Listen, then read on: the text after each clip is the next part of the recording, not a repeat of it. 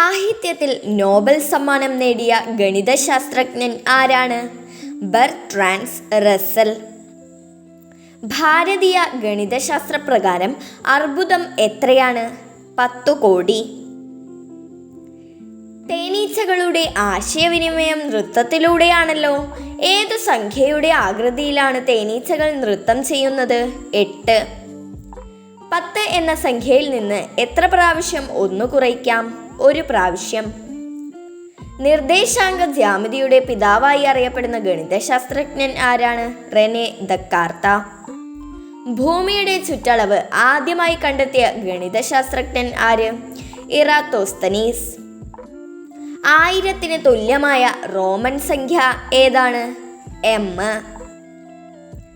Mathematics എന്ന വാക്കിന്റെ ഉത്ഭവം ഡാഷ് എന്ന ഗ്രീക്ക് പദത്തിൽ നിന്നാണ്. ഏതാണത്?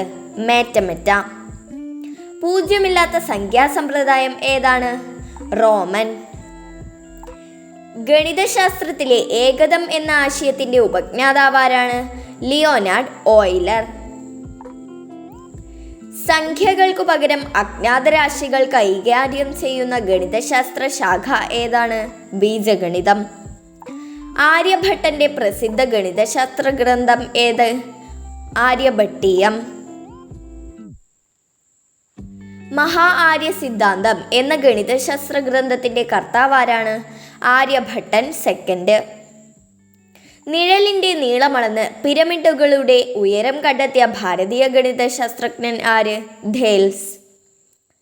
ഗണിതസാര സംഗ്രഹം എന്ന ഗണിതശാസ്ത്ര ഗ്രന്ഥത്തിന്റെ കർത്താവാരാണ്?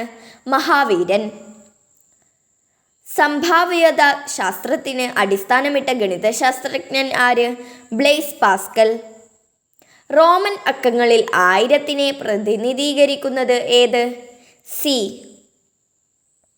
ഗണിതശാസ്ത്രത്തിലെ ബൈബിൾ എന്നറിയപ്പെടുന്ന ഗ്രന്ഥം ഏതാണ്? എലിമെന്റ്സ്.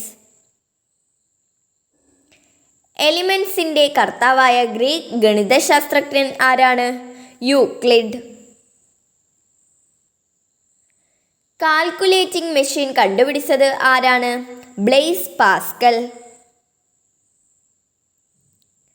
ഗ്രീക്ക് ഗണിതശാസ്ത്രത്തിന്റെ ഉപജ്ഞാതാവ് ആരാണ്? ഥേൽസ്.